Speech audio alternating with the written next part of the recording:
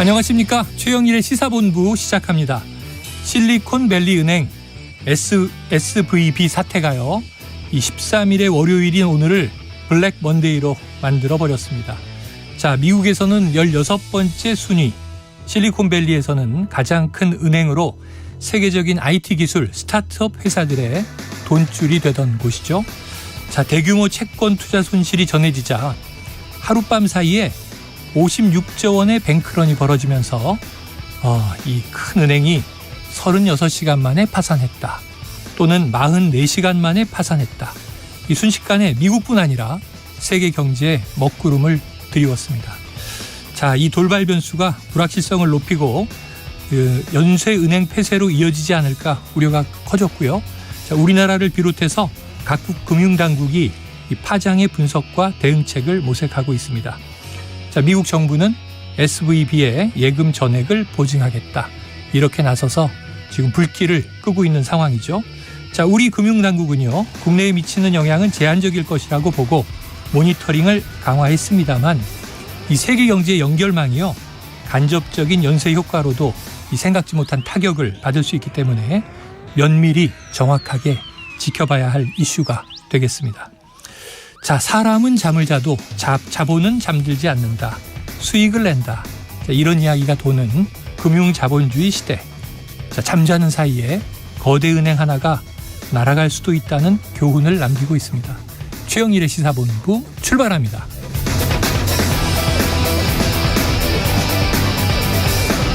네, 1부에서는요, 오늘의 핵심 뉴스를 한입에 정리해드리는 한입뉴스 기다리고 있고요. 2부에서는 내일 모레로 다가온 국민의힘 전당대회. 이거는 아닙니다. 지난주에 내용이 잘못 들어있었고요. 일석이조와 국제본부까지 준비가 돼 있습니다. 자, 1부 마지막에 노래를 들려드리고 있죠. 디저트송. 오늘 듣고 싶은 노래가 있으시면요, 문자 샵 9730으로 자유롭게 보내주시기 바랍니다. 짧은 문자 50원, 긴 문자는 100원이고요. 오늘의 디저트송 선정되신 분께는 저희가 치킨 쿠폰을 보내드리고 있습니다. 많은 참여 부탁드립니다.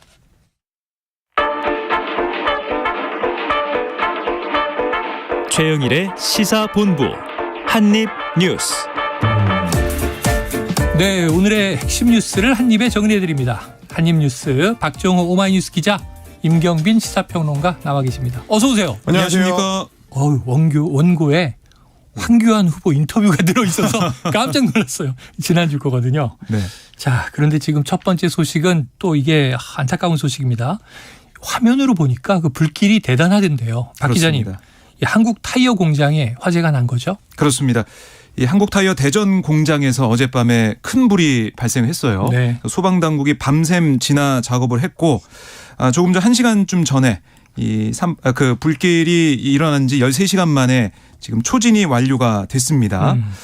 어젯밤 불 같은 경우 이 대전 공장 북쪽 이 제2공장의 타이어 모양을 만드는 가류 공장에서 시작이 됐다, 이렇게 추정이 되고 있는 상태인데, 불길이 거세지면서 이 소방 대응 3단계까지 발령이 됐습니다. 그러니까 이게 전국 소방령을 총동원해서 대응하는 단계거든요. 네. 하지만 불길이 제2공장 양쪽으로 퍼져나가면서 타이어 완제품 약 40만 개가 있는 물류동까지 태웠고, 이 유독가스 등의 연기를 마신 작업자 10명과 소방대원 1명 등 11명이 병원으로 이송되는 일까지 있었습니다. 그러니까 이게 어제 바람이 셌어요. 거기다가 타이어가 또 쉽게 꺼지지 않는 특성이 있다 보니까 진화에 어려움을 겪는 상황이었고, 날이 밝으면서 헬기나 아니면 울산에서 가지고 온 대용량의 소방방사포, 이것도 배치해서 다행히 초진 진화는 완료를 했습니다. 네. 그런데 이게 타이어 공장이니까요, 우리가 쉽게 말하면 이제 고무가 탄다. 네. 그 엄청난 연기와 또 냄새, 유독가스가 나오지 않습니까? 네. 이게 바람이 많이 불었다고 하니 인근에 바로 이 아파트가 보이더라고요. 네. 또 이게 시내 괜찮겠습니까? 지금 보니까 좀 인근 아파트 주민들이 굉장히 좀 밤새 고통을 받으신 것 같더라고요. 고층 아파트가 여러 개 있더라고요. 그렇습니다. 또 이제 연기가 높이 치솟다 보니까 아파트 고층으로도 이 유독가스가 좀 스며들고 뭐 이런 문제 때문에 걱정하시는 분들이 많았던 것 같고, 그래서 이제 학교도 제대로 문을 못 여는 곳이 생기고 뭐 이랬던 것 같습니다. 네. 일단은 타이어가 뿜어내는 그 연기, 이런 것들이 이제 강한 바람 때문에 인근 아파트 단지까지 이제 번졌고 또 불꽃이 일부 튄 것들이 또 화단이라든지 잔디밭 이런 데까지 또 옮겨 붙어가지고 아파트 주민들이나 관리사무소 직원들이 소화기를 들고 이제 진화하는 소동이 일어나기도 했다고 합니다. 큰일 날 뻔했어요. 다행히 이제 인명 피해는 없었는데 그런 좀 우려되는 상황이 있었고요. 또 하나는 이 공장 인근에 KTX역이 운행되는 이 오송역이 있다 보니까 그래서 뭐 상하행선으로 KTX 운행에 일부 차질이 있었는데 오늘 오전부로 다 정상 운행으로 좀 전환이 되긴 했습니다. 이런 것들 때문에 이제 화재로 인해서 안전 우려 때문에 인근의 신탄진 초등학교나 신탄진 중학교, 신탄진 중앙중학교, 뭐 이문고등학교 등 학교가 등교가 일시 중지되기도 했습니다. 네, 자 그래서 어제 비가 내렸는데 이 비가 너무 반갑더라고요. 워낙 가물어 있는 상황이고 그렇습니다. 건조하니까. 자, 박 기자님 산불도 있었는데 하동 지역의 산불이 21시간 만에 진화됐다고 하는데 피해가 크겠습니다. 예, 이게 이제 지난 주말, 그러니까 지난 11일 오후 1시 19분쯤에 지리산 국립공원 구역 하동군 화계면 대성리 일원에서 발생을 한 건데요. 네. 이게 계속해서 불이 번지면서 산불 대응 2단계까지 발령이 됐었습니다. 그런데 다행히 어제 이 뭐 오전부터 비가 좀 내리면서 산불 진화에 도움이 됐고요. 어제 정오를 기해서 산불 주불 진화가 마무리된 그런 상황입니다. 결국에는 헬기도 잘 못 뜨는 상황, 연무 때문에 투입이 네네. 늦었고 산불 현장이 급경사이면서도 지리산 국립공원 구역에 속해 있어서 진화 장비를 신속히 옮길 만한 인도도 없었어요. 인력 중심으로 좀 불끄기를 해서 결국에는 좀 오래 걸린 상황인데 다행히 비가 내려서 도움이 좀 된 거고요.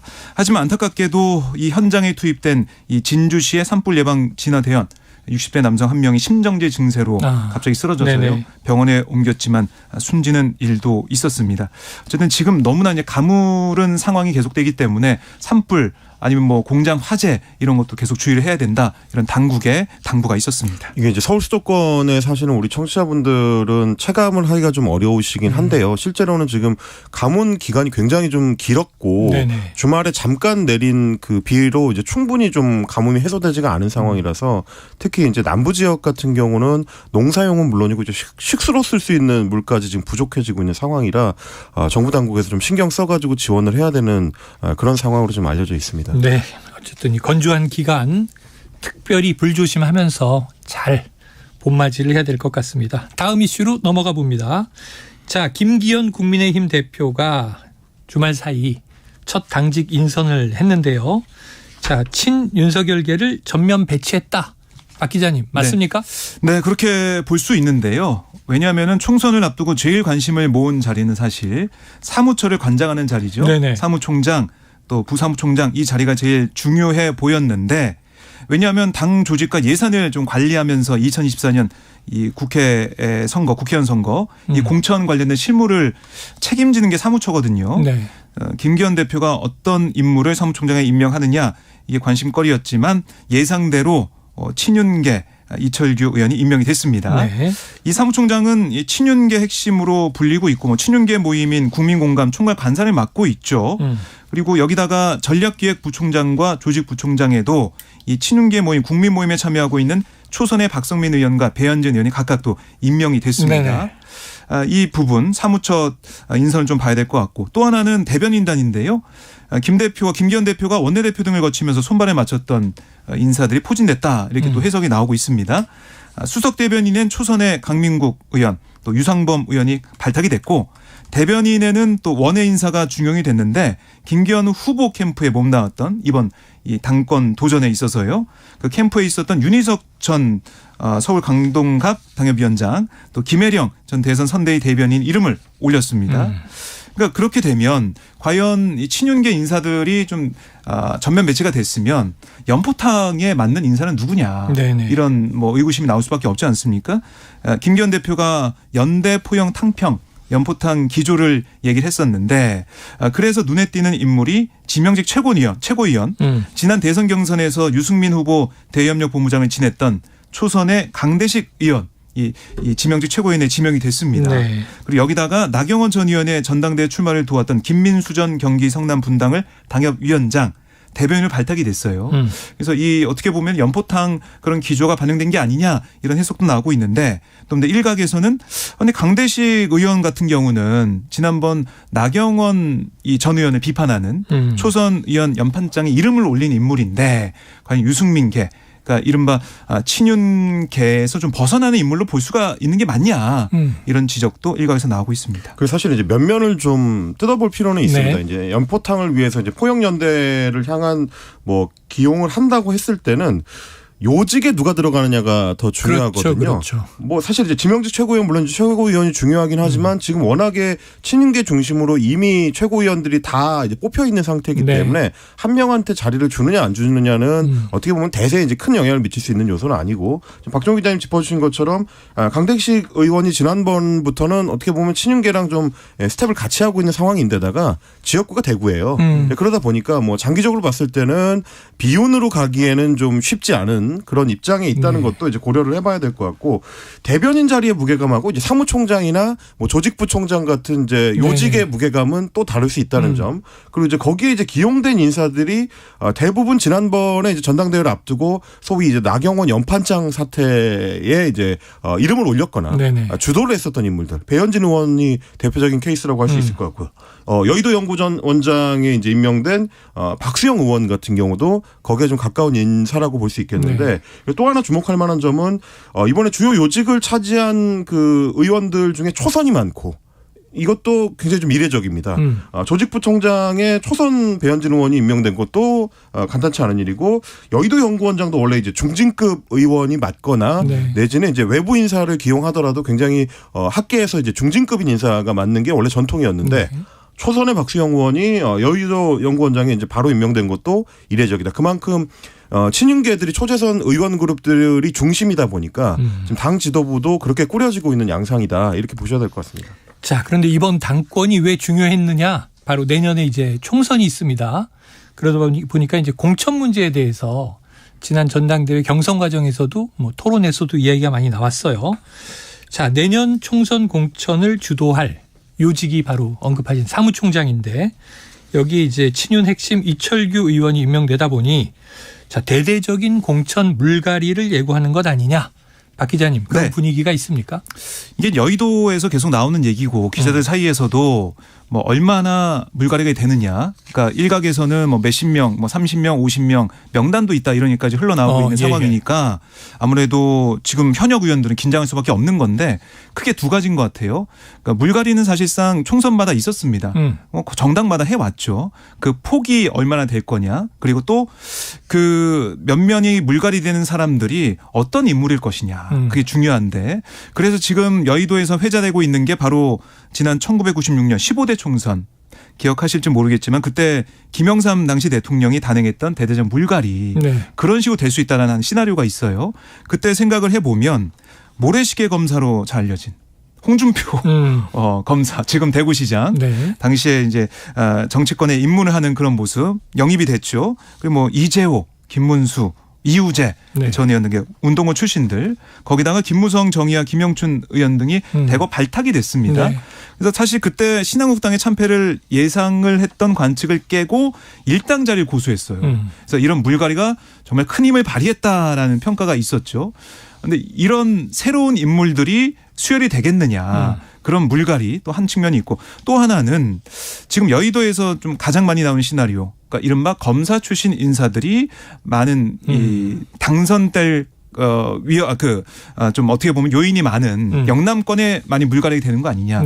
그래서 윤석열 대통령의 이 친정 체제가 더 공고하게 되는 게 아니냐. 지도부를 넘어서 의원들까지 어떤 윤 대통령의 의중을 잘하는 사람들이 국회로 들어오는 게 아니냐. 이런 관측이 있거든요.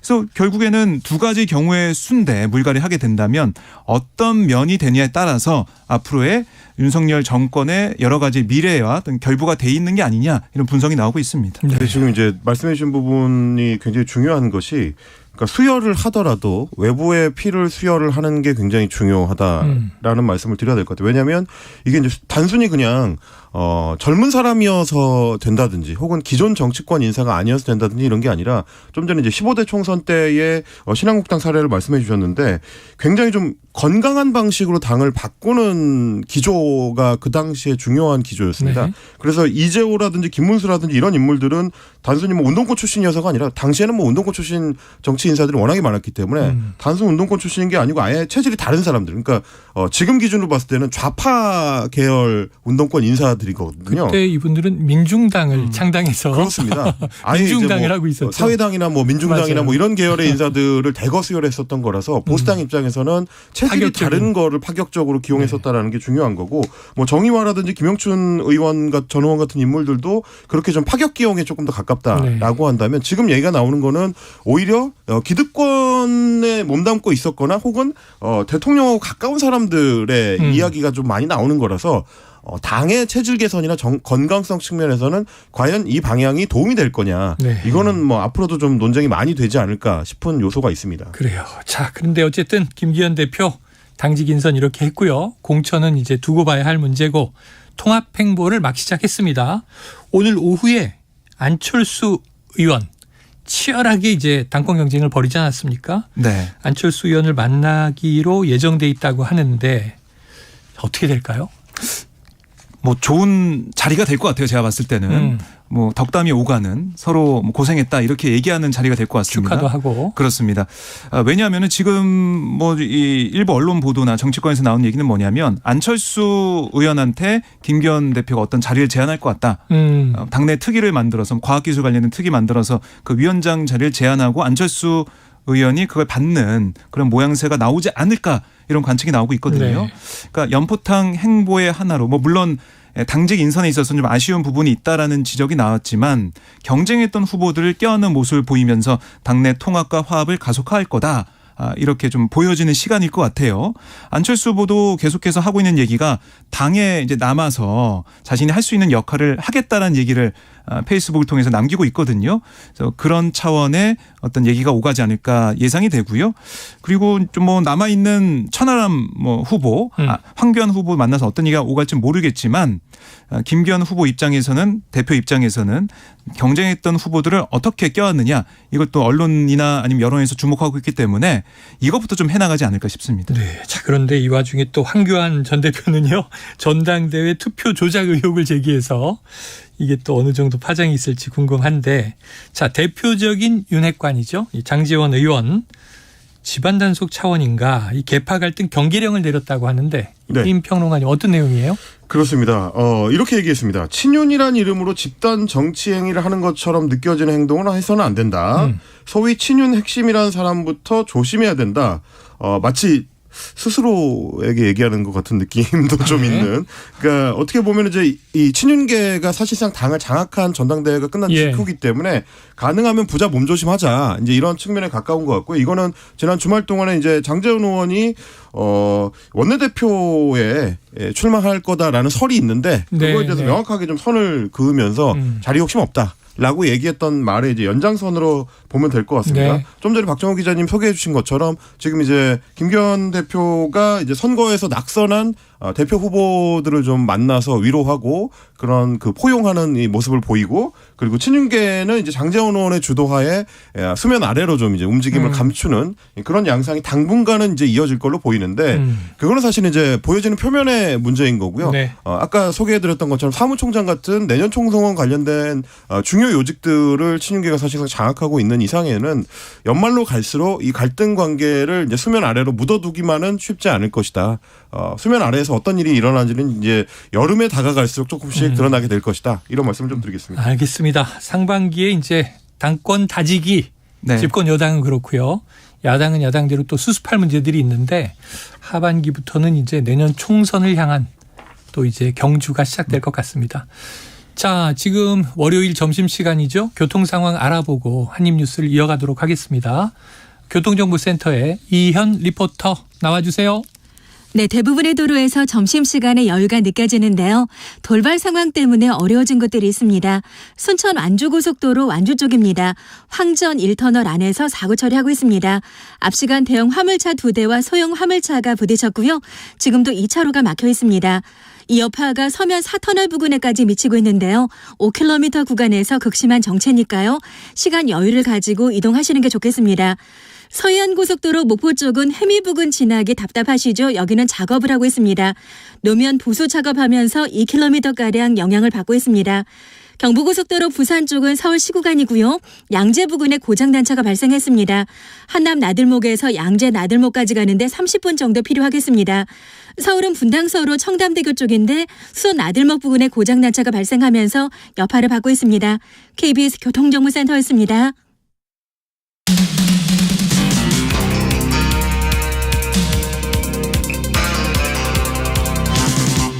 최영일의 시사본부. 네, 다음 이슈로 들어가려고 하는데 제가 댓글을 하나 봤는데요. 이건 읽어드리지 않을 수가 없네요. 자, 이원택 청취자님께서 오늘이 내 생일인데 아무도 몰라준다. 이렇게 쓰셨어요. 예, 저희가 알았습니다. 지금 막 알아드리도록 하겠습니다. 축하드립니다. 예, 생신 축하드려요. 생신 축하드립니다. 이렇게 문자를 알리실 정도면 얼마나 서러우셨을까. 오늘 뭐 저희가 축하해드렸으니까요. 네. 기억에 남는 생일이 될 것 예, 같습니다. 좋은 날이 되시길 바랍니다. 자, 다음 이슈로 들어가 볼게요. 자, 민주당 이재명 대표의 부모 묘소가 훼손됐다. 자, 경찰이 이 사안을 들여다보고 있다고 하는데 그러면은 고의라는 거예요? 경찰이 이제 들여다보고 수사를 해봐야 알 것 같은데 네네. 지금 현재로서는 누군가 돌을 뭐 묻어두고 네. 봉분 올라가서 이른바 땅 밟게 하는 그런 모습이 보여진 게 아니냐 네. 이런 추정이 나오고 있는 상황입니다. 그러니까 이재명 대표가 어제 오후에 페이스북에 이 사진을 올리면서 알려지게 된 건데요. 네. 경북 봉화군에 있는 이재명 대표 부모 묘소 사진을 보면 이 삼음절에 한자가 적힌 돌이 이 누군가 이제 무덤 봉분과 사방에 구멍을 내고 묻었다. 삼음절 앞에 두 글자는 생명이에요. 네. 근데 뒤에 글자가 잘 안 보이는데 민주당 쪽에서는 뭐 우리 기운 기나 아니면은 죽일 살 뭐 이런 글자로 아이고. 보인다라고 추정을 네네네. 하고 있는 상황인데 확실치는 않습니다. 식별되지 않은 상황인데요. 그리고 이제 봉분도 낮아질 만큼 꼭꼭 눌렀다라는 게 이재명 대표의 설명이었고 그다음에 다시 한 3시간 정도 있다가 페이스북에 글을 올려서 의견을 들어봤더니 이게 일종의 흙주술로 무덤 사방 혈자리에 구멍을 파고 흉물 등을 묻는 의식이다. 이렇게 얘기하면서 뭐 사극이네요. 사극. 그러니까요. 무덤에 혈을 맞고 후손의 절멸과 폐가망신을 저주하는 흉매라고 한다라고 이재명 대표가 설명을 했어요. 네. 흉매이지만 함부로 치워서는 안 된다는 어르신들 말씀에 따라서 간단한 의식을 치르고 수일 내에 제거하기로 했다. 저로 인해 저승의 부모님까지 능욕당하시니 죄송할 따름이다. 이렇게 적었고 지금 경북경찰청이 이 사안에 대해서 경북청 형사과 강력계가 총괄하는 수사팀을 꾸렸다라고 알려지고 있고요. 봉화경찰서와 합동으로 지금 묘지 훼손 여부 같은 구체적 사실관계를 확인하기 위해서 입건 전에 조사 4살 진행하고 있고 주변에 이 묘소 주변에 CCTV 확보를 하고 주민 등을 상대로 탐문을 하겠다라고 얘기를 해놓은 상황입니다. 이게 참 낯선 장면인데 네. 이른바 이제 무속 테러 이렇게 추정되는 건데 뭐 지금 이제 이재명 이런 대표 사례가 있나요? 쪽이나 혹은 뭐 민주당 쪽에서는 이제 네. 무속 테러라고 얘기를 하는 건데요. 이게 사실은 진짜 처음이 아니다 보니까 뭐 이런 사례들이 많았어서 그래요? 민주당에서도 그렇게 추정을 하는 것 같습니다. 뭐 예전에 보시면 이제 김대중 전 대통령 같은 경우도 이제 조상 묘역이 누군가의 방화로 인해서 아예 잔디가 다 타버린 적이 네네. 있었고요. 노무현 전 대통령 묘역에는 이제 오물을 분뇨 오물을 뿌렸던 네네. 적이 있었고 이회창 전 총재 한나라당 총재 같은 경우는 조상 묘역에 이제 쇠말뚝을 박았었던 테러가 있었습니다. 네네. 뭐 이것도 다 대부분 뭐 무속인들의 소행인 걸로 밝혀지긴 했었는데 밝혀진 것도 있고 이제 잡아내지 못한 것들도 네. 있고요. 그러니까 이제 무덤의 특성상 CCTV 카메라나 이런 것들이 없으면 못 찾는 경우도 있어요. 사실 거의 없겠죠. 그 비슷한 경우가 이제 윤석열 대통령 같은 경우도 이제 검찰총장으로 재직하던 당시에 역시 마찬가지로 조상 묘역에 테러가 있었던 거 아니냐 이런 의혹 제기가 있었는데 그러니까 이것도 결국에는 이제 어떤 정치적 의도가 있거나 혹은 무속적인 의도가 있는 사람들이 조상무덤을 모욕하는 거가 이제 자손한테까지 영향을 미칠 수 있다는 믿음 때문에 하는 거거든요. 네. 근데 뭐 그럴 리가 있겠습니까 그게. 그러니까 결국에는 괜히 좀 고인을 모욕하고 네. 상대방을 기분 나쁘게 하는 것뿐만 아니라 본인이 의도했던 혹은 뭐 편들고자 했던 사람들한테도 별로 도움이 되지 않는 네네. 일이기 때문에 경찰이 좀 명확하게 수사를 해가지고 이런 일이 다시는 없도록 좀 경종을 좀 울려줘야 될 것 같습니다. 참 우리가 아직 유교적인 부분 또 무속의 부분이 많이 남아있는지 모르겠습니다만 21세기에 어쨌든 당하는 입장에서는 상당히 언짢을 것 그럼요. 같습니다. 네. 자, 이재명 대표는 내후외환 위기에 처해 있죠. 자, 민주당 내에서도 이 지금 측근이 또 한 명 유명을 달리했잖아요. 네, 지난주에. 예, 지금 이 비명계 친명계 간의 갈등이 격화되는데 분위기가 어떻습니까? 네, 그러니까 지금 어제 같은 경우를 보면 비명계로 분류되는 김혜영 전 의원 페이스북에 이렇게 적었습니다. 이재명 대표와 같은 인물이 민주당 당대표라는 사실에 당원으로서 부끄러움과 참담함을 느낀다. 지금 같은 상황에서도 당이 이재명 방탄을 이어간다면 민주당은 그 명을 다할 거다. 네. 강하게 비판을 했고요. 또 이낙연 전 대표계로 분류가 되는 윤영찬 의원도 페이스북에 어떤 글을 썼냐면 이 대표 본인이나 주변에서 고인에게 부담을 주는 일이 있었다면 대표가 도의적 책임을 져야 마땅하다. 이렇게 사실상 이 대표의 퇴진을 주장하는 모습도 보였습니다. 그러니까 다른 비명계 의원들 뭐 얘기도 쭉 종합해서 들어보면 이게 검찰의 과도한 수사 때문이다라고 이 전모 씨, 이 비서실장, 경기도지사 시절에 비서실장이었던 전모 씨의 죽음에 대해 얘기를 하고 있는데 너무 단선적인 거 아니냐. 그걸 그렇게만 바라볼 수 있는지 모르겠다. 그러니까 이재명 대표가 도의적이든 뭐 정치적이든 책임을 져야 된다는 얘기가 나오고 있어요. 반면에 친명계 얘기는 뭐냐면 정성호 의원도 어제 KBS에 나와서 어떤 얘기를 했냐면요. 극단적 선택을 하는 분들이 만약 이 대표로 인해서 억울했다면 이 대표를 비난했을 텐데 어느 분도 그렇게 하지 않았다. 그러니까 유서 일부만 발췌해서 공개되는 거 검찰과 경찰이 이 대표의 혐의를 입증하려고 언론 플레이하려는 거 아니냐. 이렇게 또 반박하는 모습을 보이고 있습니다. 네. 야, 당내에서 이게 쉽지 않을 것 같아요. 어떻게 이게 이제 쳐나가야 될까요? 사실은 검찰 입장에서도 지금 명확한 물증이 없는 상태에서 주로 증언에 의존해서 수사를 해나가다 보니까 이런 일이 자꾸 생기는 건데요.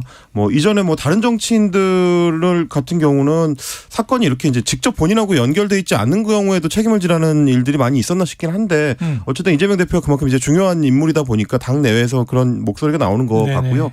민주당 내부의 얘기를 좀 들어보니까 이번 사안 자체가 이재명 대표의 뭐 거취라든지 뭐 중대한 결단과 관련해 가지고 결정적인 방아쇠가 될 가능성은 높아 보이지 않는다. 지금 소개해 주셨습니다만은 뭐 윤영찬 의원이라든지 김혜영 전 의원이라든지 이런 목소리들이 주말에 그냥 토요일 한 건, 일요일 한 건 뭐 이런 식으로 나오는 정도거든요. 네. 그러니까 당의 어떤 다수에 있어서는 아직도 극소수의 목소리에 조금 더 가까운 것 같고 다만 당내에서도 걱정하는 거는 앞으로도 이제 민주당의 지지율이 지금처럼 이렇게 이 고공상승이 좀 어렵고 꺾이는 분위기가 된다면 그때부터는 내년 총선을 앞둔 다른 의원들의 목소리가 조금씩 강화될 가능성은 있다. 이 부분에 대해서 이제 이재명 대표가 돌파를 할 수 있는 어떤 정치적 영향력을 보여줘야 되는 시점인 거는 맞다. 이런 얘기가 대체적인 흐름인 것 같습니다. 그래요. 여당은 새롭게 출범했고 야당은 지금 흔들리고 있는 리더십을 어떻게 바로 세울 것인가 아니면 또 반론의 목소리가 더 커질 것인가 지금 아슬아슬한 위기 국면인 것 같습니다. 다음 이슈로 가봅니다. 제가 이게 굉장히 좀 관심이 크게 생겨서 오프닝에도 아까 말씀드렸는데요. 네. 이게 미국 얘기긴 하지만 지금 실리콘밸리에선 가장 크고 미국에서는 16번째 순위에 규모가 있는 은행이죠. 임평론가님. 네. 이게 하루 이틀 사이에 이렇게 파산할 수 있나요?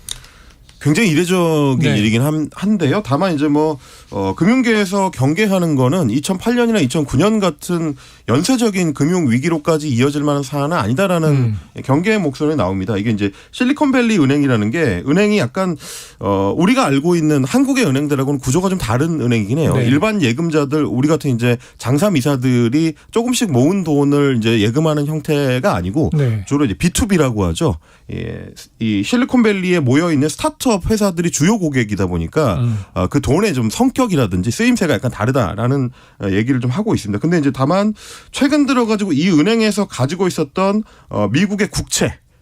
국채의 채권 금리가 많이 이제 약세를 보이다 보니까 그래서 갖고 있는 자산의 이 상품 가치가 계속 떨어지는 거죠. 자산 가치가 많이 떨어지다 보니까 이거 여차하면 내 예금을 못 돌려받는 상태가 되는 거 아니야라는 걱정을 한 고객들이 연쇄적으로 돈을 많이 찾아가다 보니까 이 소위 이제 뱅크런이 발생을 하게 된 뱅크런. 거고 돈을 못 갚아줄 수도 있겠는데요라고 하면서 이제 파산 신고를 하는 바람에 주말에 이제 급격하게 영업 정지가 일어나고 그 뒤에 이제 연쇄적인 효과가 발생하게 된 건데요.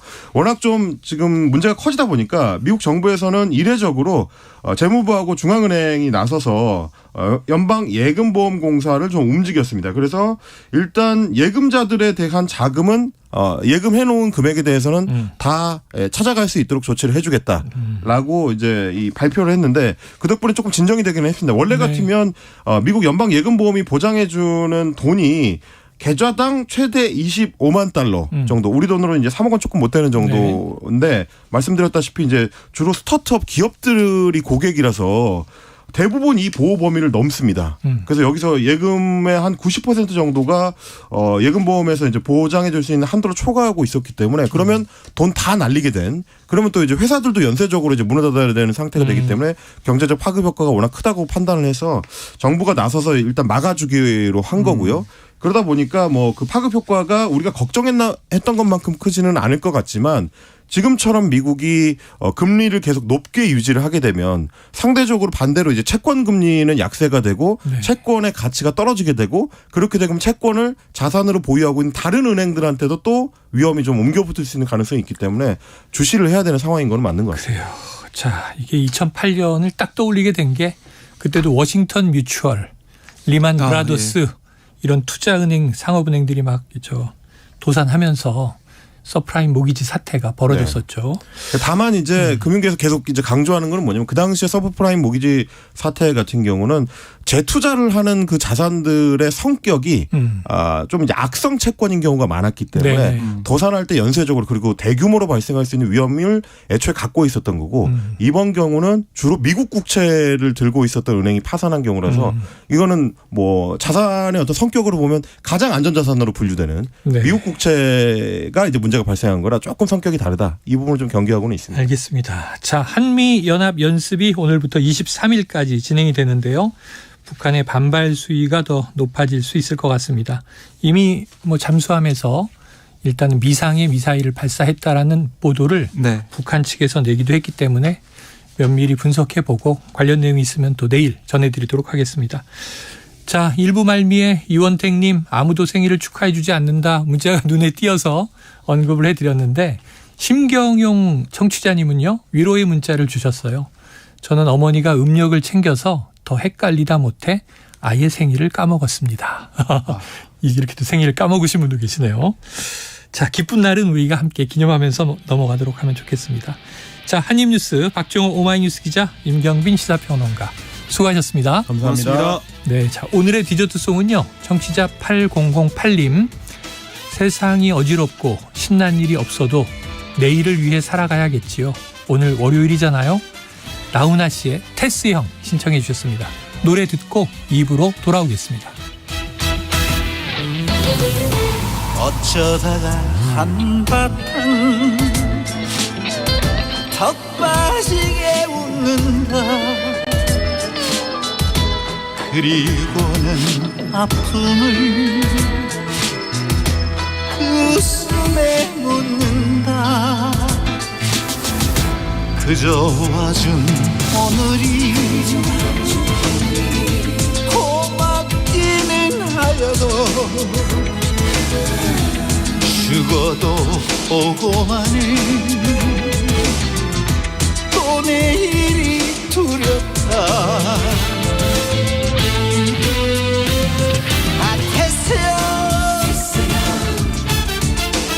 세상이 왜 이래 왜 이렇게 힘들어.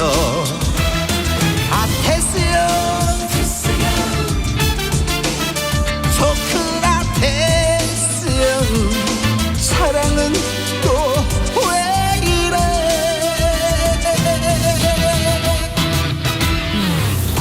너 자신을 알라면 흉내 뱉고 간 말을 내가 어찌 알겠소 모르겠소 태수연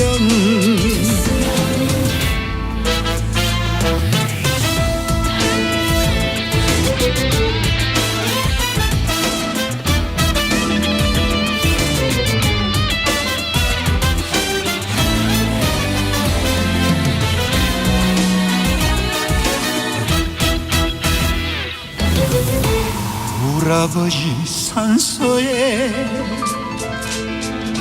제비꽃이 피었다 들국화도 수줍어 샛노랗게 웃는다 그저 피는 꽃들이 예쁘기는 하여도 자주 오지 못하는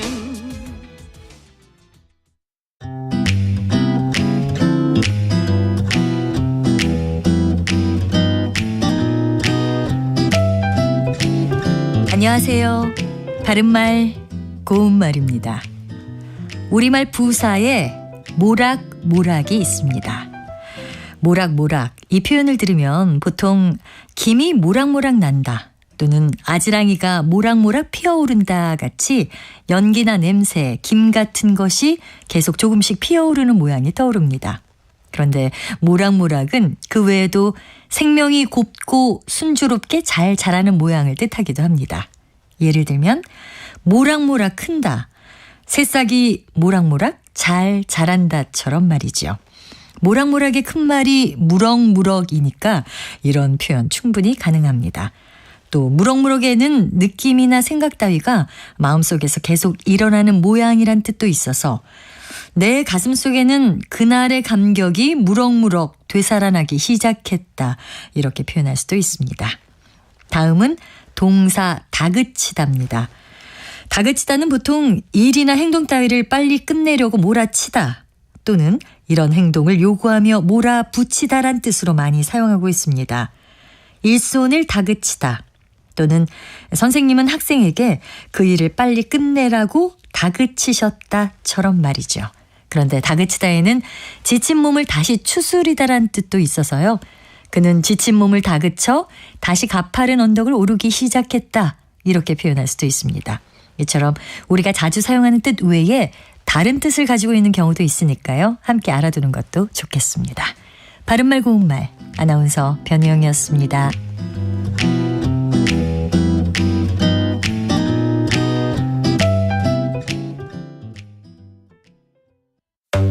3대 얘기 중에서도 맞는 얘기가 있잖아요. 그러면 예, 거기까지 동감이 이루어졌으니까 그럼 또 요 다음 가시죠. 무슨 정반합 이렇게 가야 되거든요. 이기고 지는 걸 떠나서 좋은 결론을 도출해내셨으면 좋겠어요. 선 넘지 않는 그런 토론. 별로 의미는 없을 것 같아도 그래도 그런 자리가 자꾸 있어야 뭐가 변화가 있을 것 같아요. 그렇게 하다가 보면 뭐라도 뭐 하나 얻어 걸리는 게 있겠죠. 시민논객 여러분을 기다립니다. 평일 저녁 7시 20분 KBS 열린 토론.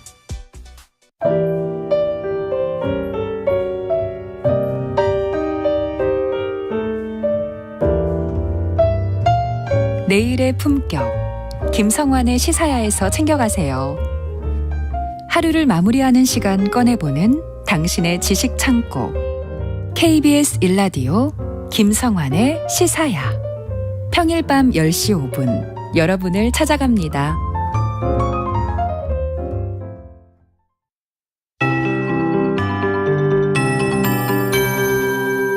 KBS 58분 날씨.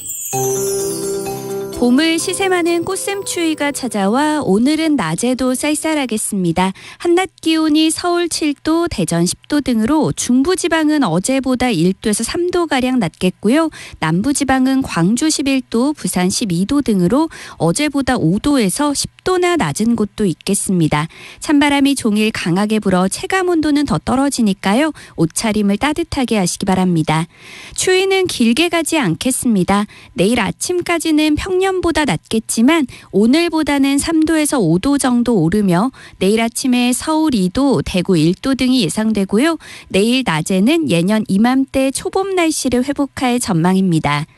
어제 비가 왔지만 여전히 대기가 많이 건조합니다. 전국 곳곳에 다시 건조주의보가 내려졌고 강원도와 경북 지역에는 강풍주의보가 발효 중인 가운데 순간풍속 시속 70km 이상의 강한 바람이 불고 있습니다. 작은 불씨가 큰 불로 번질 위험이 매우 높은 만큼 각별히 불조심하시기 바랍니다. 오늘 전국이 대체로 맑다가 차차 구름이 많아지겠고요. 미세먼지 농도는 좋음에서 보통을 유지하며 공기는 깨끗하겠습니다.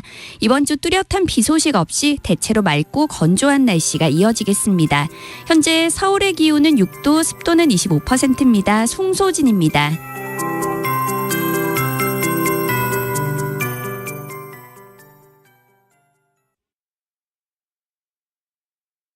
정성을 다하는 국민의 방송 KBS가 한시를 알려드립니다.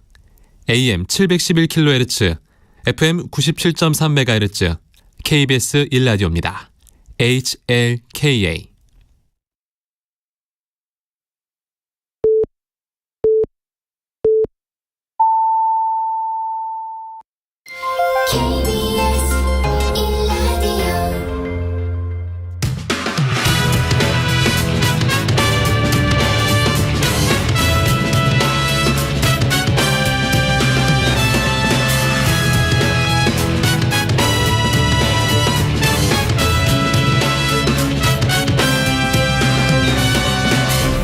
KBS 1라디오 최영일의 시사본부.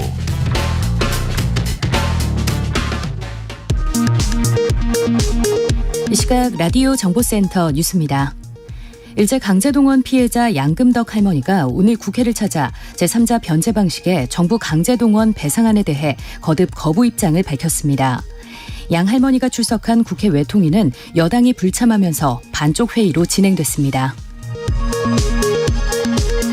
주호영 국민의힘 원내대표는 정부의 일제강제동원 배상 해법과 관련해 윤석열 대통령이 기시다 후미오 일본 총리와의 정상회담을 통해 일본 정부로부터 상응하는 조치를 얻어낼 계획이라고 말했습니다. 더불어민주당 이재명 대표는 정부의 굴욕적 강제동원 배상안은 일본의 통절한 사죄와 반성에 기초했던 김대중 오부치 선언을 계승한 것이 아니라 돈 몇 푼의 과거사를 팔아넘겼던 김종필 오히라 야합의 재판이라고 거듭 비판했습니다. 어젯밤 10시 10분쯤 한국타이어 대전 공장에서 큰 불이 나 한때 비상 최고 단계인 소방대응 3단계까지 발령됐습니다. 직원과 소방관 등 11명이 다친 가운데 오늘 오전 11시쯤 큰 불길이 잡혔습니다. 북한이 어제 잠수함에서 전략 순항미사일 2발을 발사했다고 발표했습니다. 합동참모본부는 이에 대해 구체적인 재원 등에서 우리가 파악한 것과 다른 점이 있다고 밝혔습니다. 지금까지 라디오 정보센터 조진주였습니다.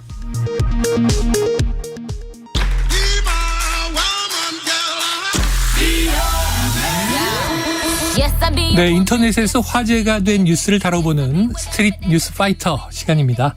오늘은 조현정 시사평론가 함께합니다. 어서 오세요. 네, 안녕하세요. 자, 지난 주말 아주 뜨겁게 달군 드라마가 있었죠. 네. 여기에 빠진 분들 많으셨을 텐데요.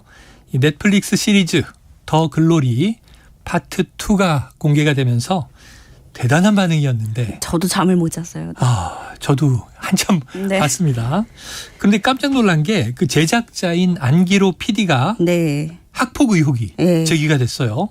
그런데 이 안 PD가 사실을 인정하고 사과했다. 학폭을 다룬 드라마로 카타르시스를 줬는데 이게 어떻게 된 일입니까?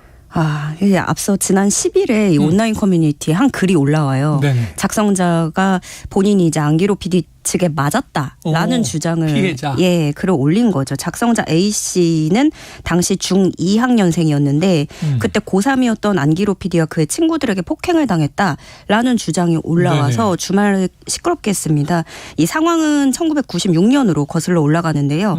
고3이던 안기로 PD가 중학교 2학년이던 여학생과 교제를 했고 A 씨는 그러니까 여자친구와 동급생이었던 거예요. 그래서 A 씨를 포함한 동급생들이 여학생을 놀려댔고 안기로 PD가 자기 여자친구가 이제 놀림받으니까 그들을 불러내서 폭행했다. 이런 내용입니다. 근데 이 의혹이 제기된 직후에는 안 PD 측은 그런 일이 전혀 없었다. 아무리 생각해도 누군가를 무리지어 때린 적은 없었다라고 부인을 했는데요. 그러나 이틀 만인 어제 법률 대리인을 통해서 입장을 내고 폭행 사실을 인정하고 사과했습니다. 그러니까 당시 만난 여자친구가 본인으로 인해서 놀림거리가 됐다는 얘기를 듣고 순간적으로 감정이 격해졌다는 설명을 했는데요. 그러면서 이 일을 통해서 상처받은 분들께 마음속 깊이 용서를 구한다. 기회가 주어진다면 직접 뵙거나 유선을 통해서라도 사죄의 마음을 전하고 싶다라고 말을 했습니다. 네, 더글로리에서 느낀 그 시청자들의 카타르시스가 참 대단했잖아요. 아주 짜릿짜릿하더라고요. 네. 드라마가. 이 더글로리가 공개된 날 넷플릭스 이용자가 55%나 폭증했다고도 그렇습니까? 예, 하고요. 그만큼 이 정말 난데없는 PD의 학폭 이력은 또 다른 충격과 상처를 주는 일이 돼버린 건데요. 그래서 반응도 다양하게 쏟아지고 있습니다. 안 PD 그 사과 발언을 했잖아요. 근데 드라마에서는 용서는 없는데라는 허탈한 반응이 주를 이루고 있습니다. 왜 보면은 우리가 그 드라마에서는 복수에 성공을 해도 현실 세계에서는 피해자만 고통 속에 사는 경우가 더 많잖아요. 그래서 판타지 같은 거고 그렇기 때문에 씁쓸해서 못 본다고 하거나 그렇기 때문에 좋아했던 분들이 많았던 드라마였단 말이죠. 그래서 이제 반응은 드라마와 현실이 다르다는 진짜 현실을 딱 보여줬다. 본인이 한 일은 싹 잊고 학폭 주제의 드라마를 만들다니 정말 가해자들의 뻔뻔함은 상식을 넘어선다. 주여정 역할인 줄 알았는데 전재준이었다니. 그러니까 안 PD가 조력자인 줄 알았는데 가해자였더라. 뭐 이런 반응인 거고요. 드라마 속의 캐릭터에 비유를 해서. 네. 반면에 또 다른 학폭 문제와는 또 조금은 다른 온도도 느낄 수 있었어요. 애초에 여자친구를 성희롱하는 발언을 하며 놀려대서 시작된 것이기 때문에 조금 다르지 않냐라는 의견도 있었고 또 앞으로 저 PD의 작품은 보지 않겠지만 배우들이 무슨 죄냐. 이 작품이 주는 메시지 자체가 크기 때문에 더글로리는 소비할 것이다. 이런 주장도 있었습니다. 한편 또 많이 얘기가 나왔던 게 왜 이날 공개한 거지? 드라마 다 볼 때까지 기다리고 나서 인정한 거냐? 라는 불만도 나오는데요. 주말을 불태운 분들이 많으셨기 때문에 나중에 나온 이 PD의 입장 발표에 또 이제 뒤통수를 맞았다 이런 반응인 거죠. 그래서 안 PD는 일단은 이 입장이 바뀐 것에 대해서는 당시 친구들을 수소문해서 학창 시절 시간을 수없이 복귀하는 과정이 있었다라고 설명을 했습니다. 네. 뭐 본인밖에 모를 테니 무엇이 진실인지 우리는 따질 수 없지만 어쨌든 좀 처음엔 부인을 했다가 다시 사과를 했다는 게 조금 아쉬움이 남네요. 일단 이 상황 자체가 저도 참 씁쓸합니다. 자, 연진아 그러면 안 되지. 결국은 연진이는 벌을 받던데. 알겠습니다. 자, 다음 이슈로 가보겠습니다. 자, 재건축 공사를 마치고 입주를 시작한 아파트가 있습니다. 서울 개포동의 개포자이 프레지던스. 자, 이제 들어가기만 하면 되는데 돌연 입주가 중단되면서 이 비입주자들은 오도 가도 못하는 상황이 됐다. 왜 이렇게 된 거예요? 그러니까 다름 아닌 단지 내 유치원 소송 때문입니다. 그러니까 그간 있어왔던 그런 부지에 대한 그런 소송인 건데요. 사업 부지 안에 있는 한 유치원이 있었고 토지 보상 금액을 두고 소송을 벌여왔던 거예요. 그 유치원 측은 추가적으로 200억 원대 보상을 요구하면서 소송을 걸었고 조합은 안 된다라고 했었고 행정법원이 유치원 측의 가처분 신청을 받아들이면서 한시적으로 준공 인가 처분 효력이 정지된 겁니다. 근데 이 예비 입주자들은 원래 오늘부터 들어가는 날이거든요. 다 지은 거예요. 오늘부터 들어가야 되는데 당장 입주민들에게 열쇠를 내줄 수 없다는 고지가 열쇠 대신에 도착을 한 거죠. 이게 법원 판결 때문에. 그래서 이 기간에 원래 오늘부터 이사하려던 분들이 갑자기 이사를 미루거나 그동안에 살 집을 구하거나 보관 이사를 하든가 어떻게 해야 되는 건데 보관 이사도 그렇고 다 비싸잖아요. 그렇죠. 당장 어떻게 해결하기도 어려운 일이고. 근데 오늘 24일에 법원이 최종 결정을 내리게 되는데 여기서 법원이 효력 정지 결정을 취소하면 다행히 다시 입주를 할 수 있는 길이 열리지만 유지가 결정되면 뭐 마냥 기약할 수 없게 되는 겁니다. 그러게요. 네, 그래서 누리꾼들도 많은 의견 보태고 있는데요. 이제 입주 전 알박기 대단하다. 입주자들을 볼모로 고집 부리는 유치원이 아이들 가르치는 곳이 맞습니까? 이렇게 유치원의 문제라고 보는 시각도 있고, 반대로 사유재산권을 지키기 위한 권리 행사에 뭐라고 할 수 있겠느냐 하는 의견도 있고요. 또 재건축 전에 조합해서 해결을 했어야 되는 건데 미루고 하다가 입주날까지 이러고 있었냐. 이를 키운 건 조합이었다라는 지적도 있습니다. 네, 이게 여러 가지가 얽혀 있으니까 네. 유치원도 이 정도 일을 그냥 버리면서 네. 우리는 합의 못한다. 또 조합도 조합대로 입주하는 날까지 해결 못한 책임도 분명히 있겠고요. 참 너무 많은 또 세대가 네. 가구가 피해를 보고 있네요. 안타까움이 있습니다. 자, 다음 이슈 보죠. 자, 길을 지나다 보면 큰 글씨로 성토하는 여러 정당들의 현수막이 여기저기, 그것도 사거리에 주로 눈에 띄잖아요. 전국적으로 갑자기 늘어난 정당 현수막. 이것 때문에 좀 몸살이 많이 있다고 하죠. 네, 저는 길을 지나다니면서 요즘에 유난히 더 많다고 요즘에. 느꼈었거든요. 저도 그런 것 같긴 해요. 근데 그게 체감만이 아니었습니다. 네. 실제로 지난해 6월에 5개 광고물법이 개정이 됐거든요. 아하. 그래서 정당이라면 정책이나 정치적 현안에 대해 자유롭게 현수막을 걸 수 있도록 하는 예외 조항이 신설됐습니다. 이게 정당에 대해서만. 네, 뭐 다른 업체나 이런 데는 안 되고요. 지자체에 별도 허가나 신고 없이도 정당은 15일간 현수막을 게시할 수 있게 된 겁니다. 이 법이 지난해 12월부터 시행됐고 그때부터 거리에 현수막이 늘기 시작한 겁니다. 그랬던 실제로. 거군요. 네. 그런데 미관상 문제도 문제지만 안전사고까지 발생을 하면서 전국에서 크고 작은 문제들이 벌어지고 있는 거죠. 지난 시간에 살짝 소개했던 내용인데 인천시 연수구에서는 전동 킥보드를 타던 대학생이 현수막 게시용 끈에 기억나네요. 네, 목이 걸린 적이 있잖아요. 그러니까 보행자는 차가 안 보이고 운전자는 보행자가 안 보이고 서로 가리고. 네, 이런 일들이 벌어지는 거고 또 폐 현수막은 그럼 어떻게 되냐. 재활용률은 20-30% 선에 불과하다고 해요. 수백 톤이 폐기물로 처리가 되는 거죠. 환경적인 문제도 있고. 그러면 그렇다고 해서 이걸 내걸고 있는 정당에서 또 좋아하느냐. 네. 그것도 아닌 거예요. 실무자들은 굉장히 불만이라고 해요. 왜냐하면 이게 아까 말씀드렸지만 15일. 보름 정도니까. 네, 15일의 기한을 주는 거기 때문에 그럼 2주마다 현수막을 바꿔야 되는 거죠. 그리고 또 우리는 그러면 안 하겠다라고 하기도 뭐한 게 상대 정당은 계속 걸면은 네. 의식이 되잖아요. 그렇지. 그러니까 경쟁을 해야 되니까 서로 자리를 안 뺏기려고 새로운 내용을 계속 써야 되고 계속 만들어야 되고 또 정책 홍보보다는 정쟁으로 가는 경우가 많다라는 불만이 실무자들 그 내부에서도 나오는 거죠. 이 제작비도 한 개당 15만 원 정도 들고 또 설치 비용도 별도라고 하는데 정당들은 아시다시피 주로 후원금이나 국고보조금으로 현수막을 이렇게 제작을 하고 있기 때문에 사실상 그럼 이 청구서는 국민에게 돌아온다는 거죠.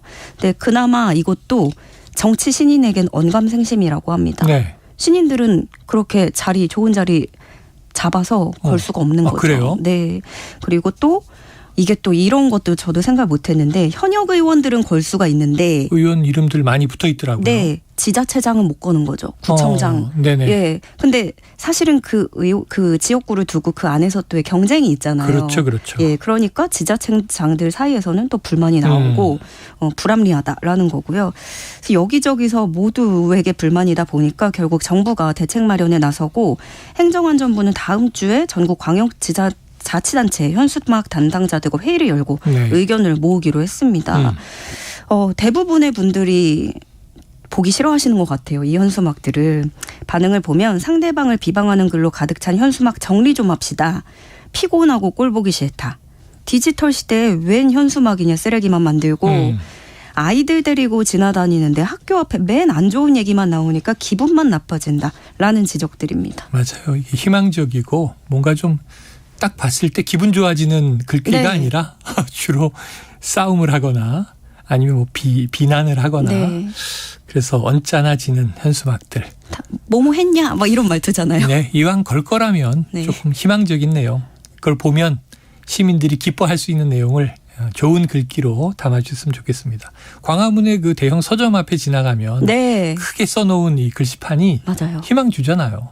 가끔 이렇게 적어놓기도 하고요. 맞습니다. 감명 깊어서. 네. 자, 참고하시고요.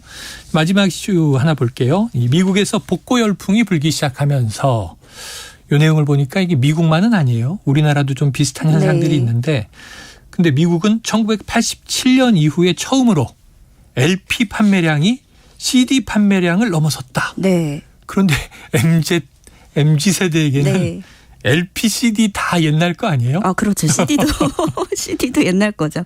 그래서 아무래도 CD 판매량 자체가 좀 줄었기 때문에 쉽게 LP가 좀 더 넘어선 것 같긴 해요. 네. 미국 레코드 산업협회에 따르면 지난해 미국에서 LP가 4,100만 장 판매가 됐고 CD 판매량이 3,300만 장이었다고 합니다.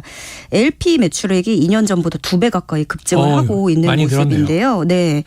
이 1940년대 후반에 등장한 이 LP가 그 긴 재생 시간과 생생한 음질로 음반 시장을 지배했다가 이 CD라는 게 등장을 하면서 생산이 거의 중단됐었잖아요. 네. 그렇지만 이 인디 록 팬들 중심으로 LP 음질이 CD를 능가한다라는 인식이 확산이 되고 네.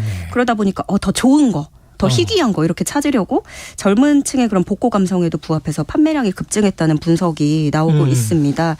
다만 여전히 전체 음악 시장의 대부분을 차지한 건 당연히 스트리밍 산업이고요. 그렇죠. 예, 스트리밍 매출액이 전체 시장의 84%에 달한다고 해요. 근데 그 안에서 또 이제 음악을 수집하고 즐기고픈 매니아들의 층에서 이제 LP를 찾는 모습이 두드러지는 것 같습니다. 그래요. 전 청년 시절까지 LP. 네. 사실은 값싸게는 이제 카세트 테이프가 있었고요. 그 다음에 CD. 네. 그 다음에 MP3. 그리고 스트리밍. 이걸 다 겪고 있는데 네. LP가 그 턴테이블에 네. 돌아가는데 그 느낌이 지글지글 바늘을 딱 얻는 맛이 있어요. 네. 요즘도 생각이 나서 네. 예, 저같이 이제 이 중년 아재들은 네. 또 턴테이블 많이 구입하고 그러거든요. 제 세대는 또 MP3에 음악 골라서 이렇게 넣는 그 맛이 있거든요. 그렇죠. 네, 그게 또 추억이라서. 허리에 차고 다니면서 네. 소피 마르소 귀에 꽂아주는. 네. 그래요. 넘어가도록 하겠습니다. 오늘 여기까지 듣고요. 지금까지 조현정 시사평론가였습니다. 고맙습니다. 고맙습니다.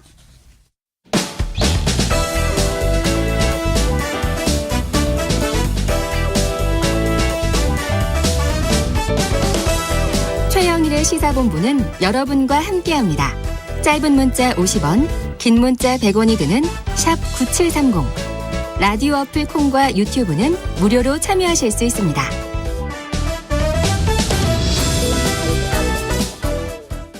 Hit me and don't make me strong.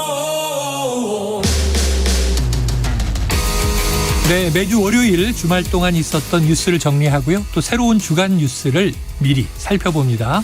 발빠른 뉴스와 깊이 있는 해석이 있는 원래는 김준일의 일, 박원석의 석 해서 일석이조 시간인데요. 오늘은 김준일 수석 에디터가 출장을 갔습니다. 그래서 장성철 소장과 함께하겠습니다. 장 소장님 어서 오세요. 불러주셔서 감사합니다. 그럼 오늘은 이제 철석이조 네. 이렇게 해야 되겠네요. 네. 박원석 전 의원 나오셨습니다. 어서 오세요. 네, 안녕하십니까. 파트너 바뀌었는데 괜찮으시죠? 뭐 워낙 다른 데서도 방송을 많이 해서 네. 익숙한 농객들이시기 저희 때문에. 지역구 의원 당협위원장. 아 정말요? 네. 당협위원장 그만뒀습니다. 그만두셨어요? 하지만 어쨌든 유사시에는 유권자네요. 그럼요. 예. 별로 그렇게 제 입장에서 달갑지 않은 유권자. 유권자 달갑지 않다. 그럼 반론해 주시죠. 저는 항상 존경하고 사랑하고 네. 항상 같이 방송하는 것만으로도 영광인 박원석은. 문제는 저를 찍느냐 안 찍느냐죠. 또 공개적으로 한번 물어보죠. 뭐 혹시 박 의원님이 출마하면 찍습니까? 2020년에 찍었습니다. 저런 분이 있어야 된다고 생각합니다. 정말요? 네. 그러면 앞으로 또 나오셔도? 저는 뭐 이제 찍어드려야죠. 야, 훈훈하네요. 이렇게 친하게 지냅니다. 한 표는 적어도 확보하셨어요. 내 표 갖고 안 되죠. 내 표. 그게 문제죠. 네. 자, 오늘 철석 정치권의 좀 회초리를 들어주셔야 될 것 같아요. 자, 본격적으로 시작해 보겠습니다. 이번 주 주목할 첫 번째 뉴스. 자, 김대중 오부치 선언을 계승하겠다고 하더니 일본에서 또 강제 동원을 부정하는 발언이 나왔어요. 자, 일본 의회에서 하야시 외무상이 관련 질문을 받고 강제 노동은 해당하지 않는다. 강제 노동이라고 표현하는 건 적절하지 않다고 생각한다. 박 의원님 어떻게 들으셨습니까? 뭐 놀랍지 않습니다. 놀랍지도 않다. 그 일본의 이제 역대 내각, 특히 이제 아베 신조 전 총리 이후에 그러니까 일본 자민당이나 일본 내각이 급격하게 이제 극우화되는 경향을 보이고 있잖아요. 네. 그런데 아베 전 총리도 공식 석상에서는 과거 일본 내각의 그 한일 관계에 대한 정신 혹은 그런 어떤 담화 이런 걸 다 계승한다고 얘기했어요. 네. 예를 들면 뭐 고노 담화, 네. 또 김대중 오부치 선언, 무라야마 담화.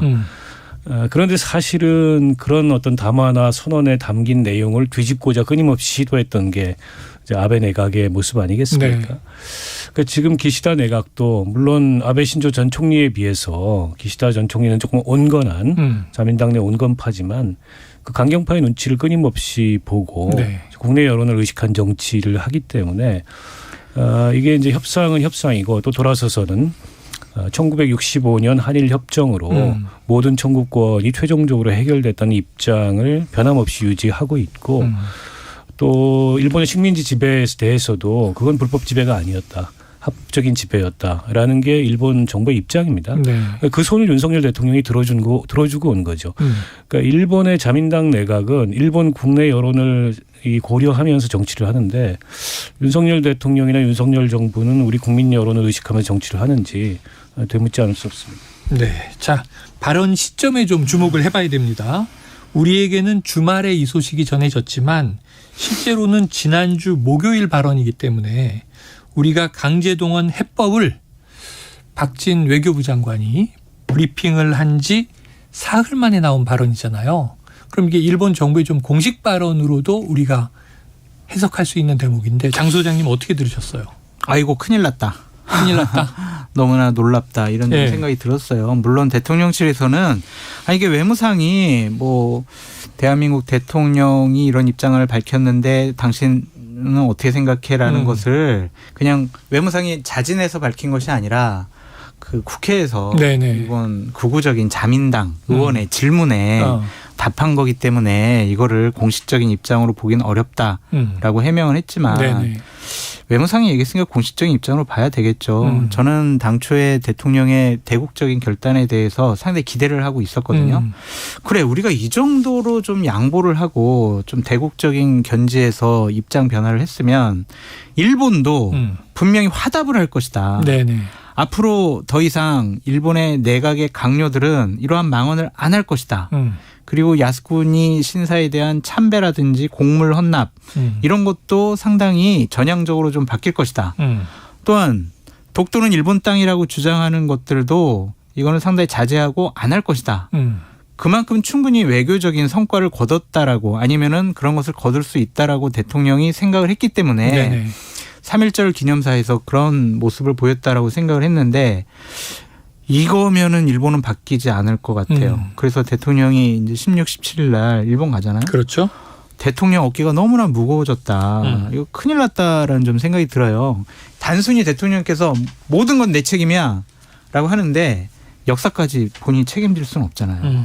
그래서 정말 큰일 났다라는 좀 생각이 들고 외교부에서 빨리 제대로 된 협상을 더 가열차게 해야 된다라고 말씀드립니다. 지금 장 소장님 말씀에 잠깐 나왔지만 대통령실이 수습에 나선 것이 자 국내 여론도 좋지 않은데 일본도 전혀 도와주는 모습이 아니고 말이죠. 그래서 어제 대통령실에서 관련해서 모든 책임은 제게 있습니다. 자, 윤 대통령의 결단을 강조하는 유튜브 쇼츠를 올려서 화제가 됐는데 박 의원님은 어떻게 보셨습니까? 쇼츠 만든다고 수습이 되나요? 네. 그러니까 윤 대통령이나 대통령실에서는 이제 국민들이 이런 어떤 역사적 결단의 의미를 잘 몰라서 여론이 악화되고 반대의 목소리가 나오는 거다 이렇게 생각하는 것 같아요. 네.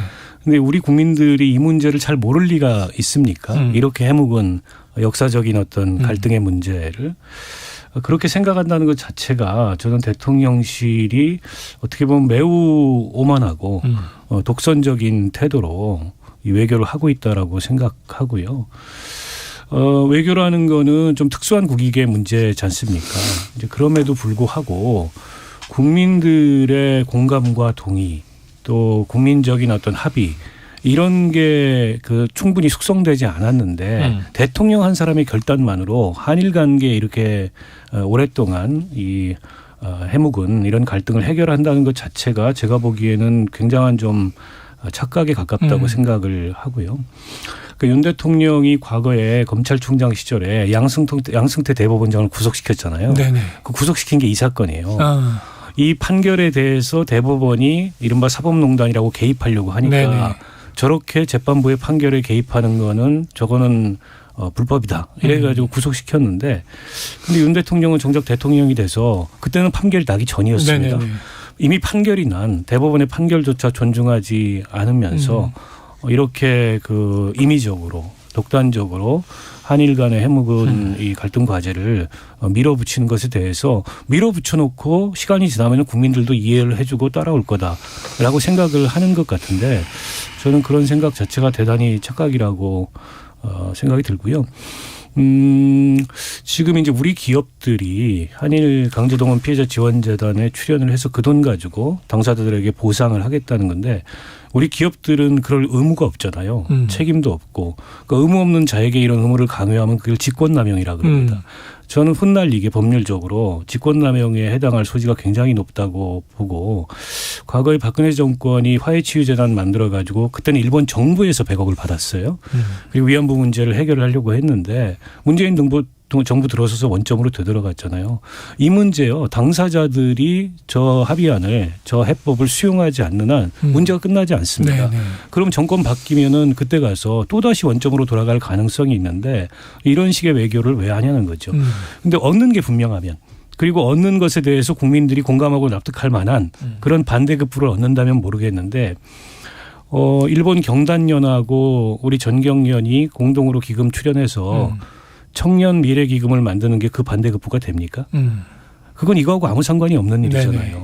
그리고 일본 정부의 역대 내각의 한일 역사 인식을 계승한다라는 레토릭이 반대급부가 됩니까? 일본 내각 중에 이 고노다마나 무라야마 다마나 그다음에 이 김대중 오부치 선언은 지극히 예외적이에요.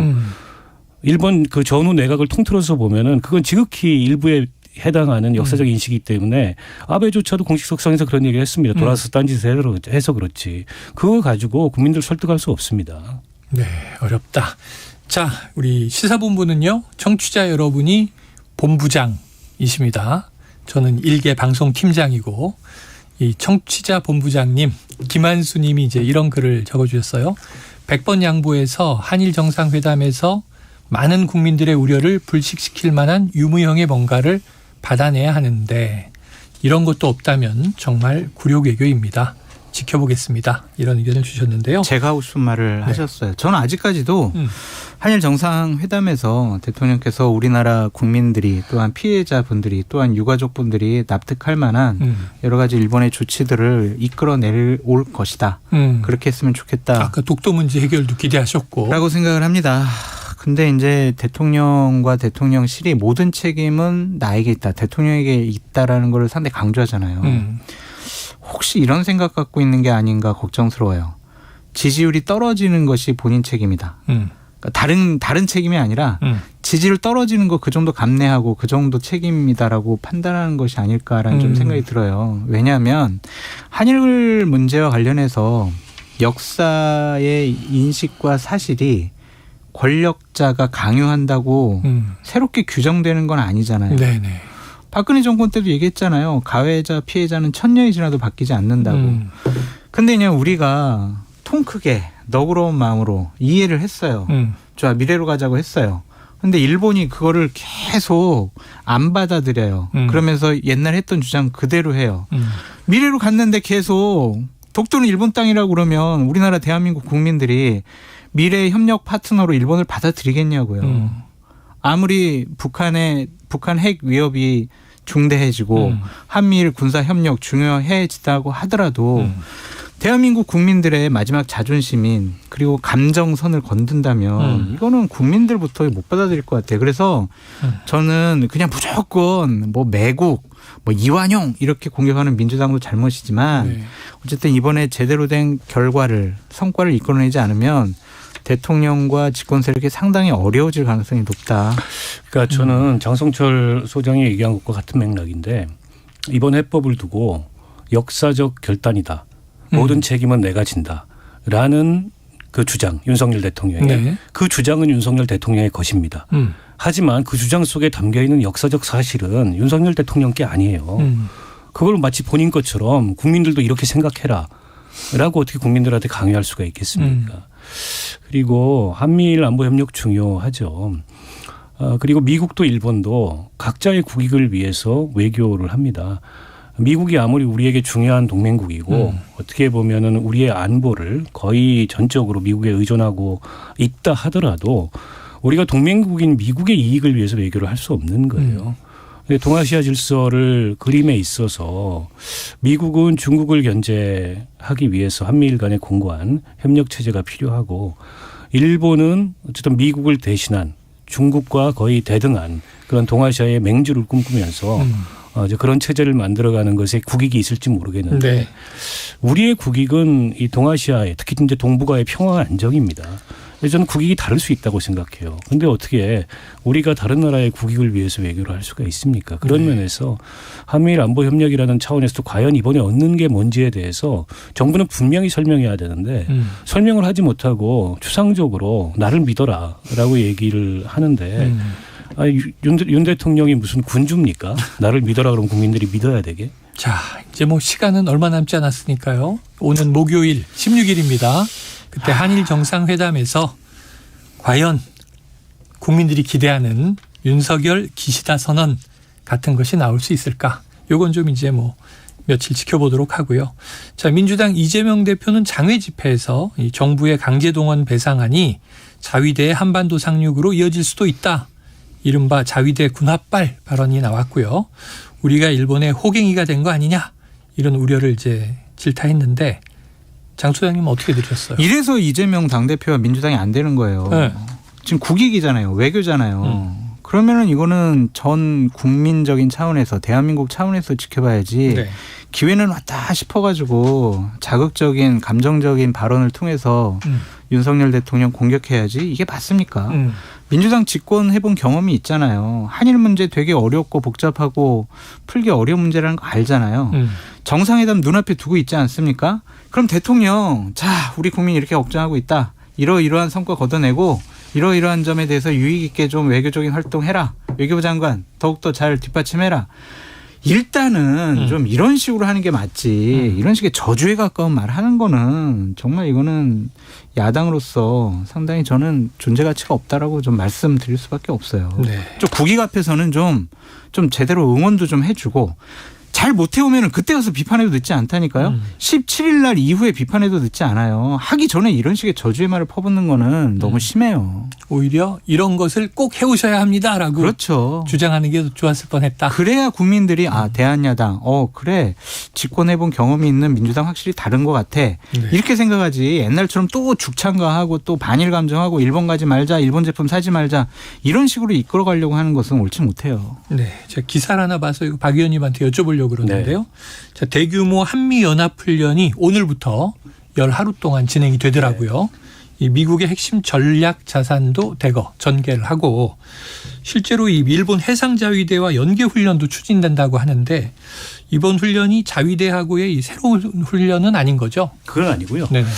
그 일본의 이제 이번 훈련이 이제 대규모 야외 기동 훈련이잖아요. 그래서 미국의 전략 자산들이 대거 전개가 네네. 될 거고 또 항공모함 들어올 거고 그 항공모함 들어오면서 아마 그 일본 자위대하고 부분적으로 해상에서의 이제 연합 훈련이 있는 것 같은데 이게 뭐 새로운 훈련은 아니고요. 네. 그러나 이제 과거에 한미 연합 훈련이 있을 때 일본 자위대가 참가한 경우가 그렇게 많지는 않습니다. 더군다나 지금 한미일 간의 이제 군사 협력을 더 공고화시키려고 하는 미국의 구상이 있잖아요. 우리 입장에서는 뭐 일본의 어떤 군사적 야망, 재무장 네. 이런 것들에 대해서 또 한편으로 경계를 늦출 수가 없는 상황이에요. 물론 지금 뭐 이 북중러에 맞서는 이 한미일 공조라는 게 냉정한 이 동아시아의 그 정치 군사적인 그런 구도에서 봤을 때 불가피한 면이 있다 하더라도 네. 이렇게 이제 우리 군대가 참여하는 군사 훈련에 앞으로 이번뿐만이 아니고 거의 정례적으로 일본 자위대 참여가 이루어진다면 사실은 이게 일본 국내법상으로도 일본 자위대는 군대가 아니에요. 근데 사실 이렇게 국가 간에 이루어지는 연합훈련에 네. 군대가 아닌 자위대가 참여하는 게 과연 정상적이냐 이런 문제 제기는 할 수 있을 것 같고요. 아무튼 일본 오늘 북한이 이제 잠수함에서 그 네, 중거리 순항미사일. 탄도미사일을 발사를 했는데 앞으로 열 하루 동안에 진행되는 이 대규모 훈련에 북한이 어떤 식으로 대응을 해올지도 지금 우리가 관심을 가지고 좀 지켜봐야 될 것 같은데요.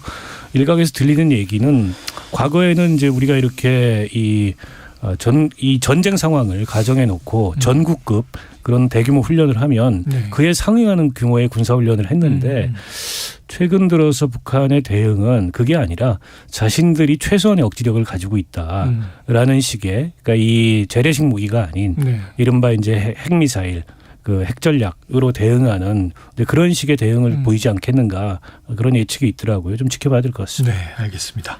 자, 다음 이슈로 가보겠습니다. 여야 정치권으로 가봅니다. 먼저 오늘 오전에 들어온 소식을 짚어봐야겠습니다. 김재원 신임 수석 최고위원이요.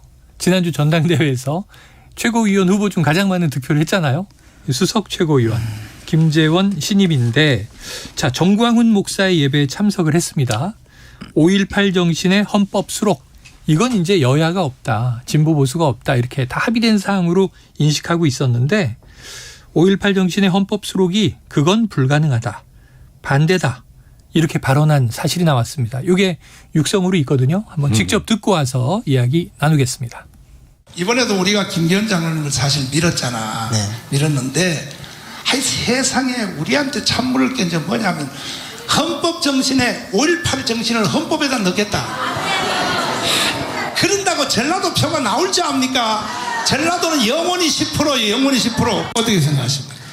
그건 불가능합니다. 불가능해요? 예. 불가능하죠? 예, 불가능합니다. 불가능하죠. 그냥 저도 반대입니다. 전라도에 대해서 립 서비스 하려고 한 거지. 뭐 표 들려면 뭐 조상묘도 판다는 게 정치인들 아닙니까? 끝에 표를 얻으려고 하면 조상묘도 판다는 게 정치인 아닙니까? 자, 뭐 이외에도 여러 논란이 될 만한 발언들이 있었어요. 하나씩 짚어보죠. 먼저 우리가 김기현을 밀었다. 이 교회에서 특정 후보를 밀었다라고 이야기하는 것도 모자라서 공공연하게 밝혔는데 장 소장님 이거 어떻게 들으셨어요? 좀 구분해서 말씀을 드려야 될 것 같은데 우리가 김기현을 밀었다. 이거는 정광훈 목사가 이제 계속 하던 얘기예요. 네. 본인을 따르는 교인들 대략 한 8만에서 10만 명 정도가 국민의힘의 이제 책임 당원이다. 그래서 특정 후보를 밀 것이다. 그런 얘기를 공공연하게 했기 때문에 별로 놀랍지 않은 일이다라고 말씀을 드리고 김재원 최고위원의 말은 진짜 직설적으로 말씀드려서 창피하고 부끄러워가지고 미치겠어요.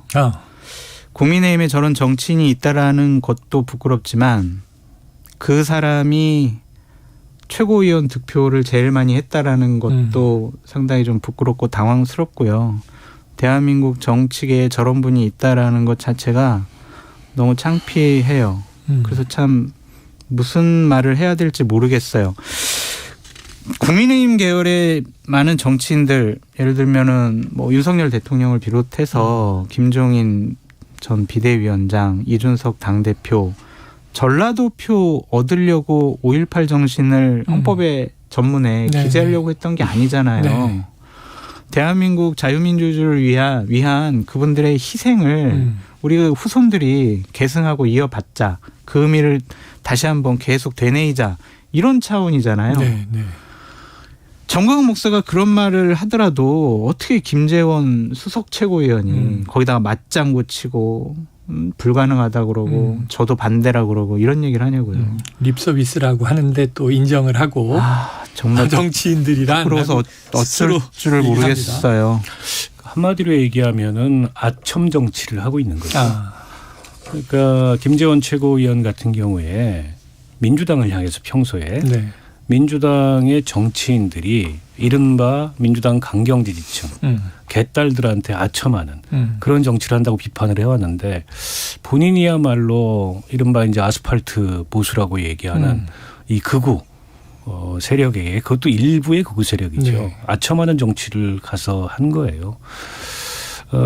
물론 뭐 그 앞에서 정광훈 목사가 하는 예배에 참석해서 그 앞에서 그에 대해서 정책하면서 반박하기 어렵다 하더라도 애매하게 얘기하거나 대답을 안 하면 되지 않습니까? 네네. 특히 그런 거 잘하는 분이 김재원 최고위원인데 이 자리에 가서는 뭐 5.18 그 정신을 헌법 전문에 넣는 거 자기도 반대다. 200석 주면은 목사님이 원하시는 거 관철해 드리겠다. 아니 도대체 뭘 얻기 위해서 그런 아첨 정치를 하는지 모르겠고요. 좀 아까 장 소장도 얘기했지만 5.18 정신이라는 건 이미 보수 진보 뭐 영호남을 떠나서 국민적 합의가 이루어진 민주화 정신입니다. 네. 때문에 그거를 헌법 전문에 넣겠다는 얘기가 국회에서 나오는 거지. 그게 정치적 유불리를 계산해서 그걸 넣으면은 국민의힘이 이른바 동진이라고 하는 그게 조금 서진이죠. 서진이라고 하는 그게 조금이라도 가능할까 싶어서 넣자는 게 아니잖아요. 윤 대통령도 그걸 헌법 전문에 넣겠다고 얘기를 했는데 이 대통령의 뜻과도 배치되는 얘기를 김재원 최고가 한 거고 무엇보다 이른바 일부의 그런 극우 유튜버 또 극우 기독교 세력, 극우 태극기 부대 여기에 국민의힘이 앞으로도 상당 기간 휘둘리겠구나라는 걸 보여주는 단적인 장면이라고 봅니다. 네. 자, 김재원 수석 최고위원이 기자들에게 또 이 이야기에 대한 해명을 내놓기도 했습니다. 제 개인 의견이다 이렇게 전제를 했고요. 지금 개헌이 좀 어렵다는 이야기를 한 것이다. 자, 립 서비스라는 표현이 등장하는데 그 자리에서 그냥 덕담을 한 것, 또 조상묘를 판다 이런 발언은요. 선거운동하는 사람들의 이야기다 이런 표현을 쓴 것이다. 장 소장님 이거는 해명이에요? 해명이 돼요? 변명이죠. 변명이다. 해명이 아니라 변명이라고 보여지고요. 참 기대할 것이 없는 정치인이다라고까지 좀 말씀드리고 싶습니다. 수석 최고위원이라면요. 정말 당이 어떠한 방향으로 나가야 된다라는 것에 대해서 국민적인 공감대를 불러일으키는 얘기를 해야지 이런 식의 얘기를 한다는 것 자체가 이번에 수준이 그런 것이 아니냐는 좀 생각이 들고 이분이 이런 발언뿐만이 아니라 수석 최고위원 된 다음 날 나와서 각종 방송에 나와가지고 이준석 계를 다 추방해야 된다. 그게 당원들의 뜻이다. 이런 식의 막말과 악담을 지금 하고 다니잖아요. 네. 정치를 왜 합니까? 자기 원한 쌓인 거 해결하려고 분풀이하려고 정치하는 거예요. 그런 정치인 국민들이 선택하지 않을 거라고 좀 보여져요. 네. 좀 이제 어느 정도 정치 경험도 있고 어려운 시절도 보냈고 또 이제 좋은 기회를 맞이할 만한 발판도 마련했잖아요. 그러면 좀 통 크게 폭넓게 너그러운 마음 갖고 정치해야지 특정인에게 대해서는 저주의 말을 퍼붓고 특정한 세력에게는 아부하고 아첨하고 과연 이게 정치인이 해야 될 일인가라는 생각이 듭니다. 네, 자 청취자 5164님은요. 지금 경산호위 위원장을 하고 있는 김문수 위원장도 한때 전 목사와 함께 돌아다녔던 기억이 나네요. 정치인이 왜 자꾸 특정 종교인과 엮이나요? 이런 또 질문을 해주셨습니다. 의원님, 정치인이시잖아요. 예. 특정 종교와 엮이는 건 뭐 어떻게 좀 우리가 이해해야 될까요? 아니 뭐 지역에서 선거운동을 하거나 또 표를 얻기 위해서 어느 종교를 막론하고 이를테면 뭐 사찰도 가고 네. 교회도 가고 성당도 가고 정치인들이 그렇게 활동을 하지요. 이제 그렇다고 해서 이 정광훈 목사님은 그냥 평범한 그런 목사님이 아니잖아요. 어떻게 보면 정치 목사고 네. 그것도 굉장히 과격하고 극단적인 주장과 행동을 하는 그런 분이지 않습니까? 저게 국민의힘에 과연 득이 될까요?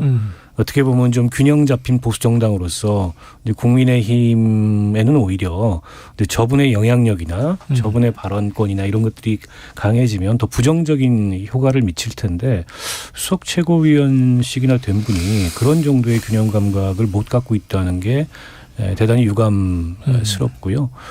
그리고 그 정광훈 목사는 또 시시때때로 왔다 갔다 합니다. 아까 이제 김문수 위원장 얘기도 나왔지만은 또 한때는 황교안 대표하고 전 대표하고 굉장히 밀월 관계였는데 지난주에 오셔서는 이 소송 이번에는 또 소송전도 주고받고 있고 그 소송을 주고받는 이유가 황교안 대표가 뭐 공천원금을 받았다. 이런 식의 음해를 해서 비방을 했다. 명예훼손으로 지금 소송을 당했는데 이제 그런 분하고 저런 얘기를 저런 대화를 공개된 석상에서 신도들도 있는 나눈다는 것 자체가 부적절하죠. 참고로 정광훈 목사님은 예전에 하나님도 나한테 까불면 죽어 이런 막말을 했던 분이다라고 말씀드려요. 아이고야, 무시무시합니다. 자, 이게 시간이 너무 많이 가서요. 이게 이슈 하나하나가 다 중요한 거라 짧게라도 다뤄보도록 하겠습니다. 자, 야당으로 갑니다. 이재명 대표 경기지사 시절에 초대 비서실장을 지낸 전모 씨의 사망, 후폭풍이 주말 사이에 또 엄청났습니다.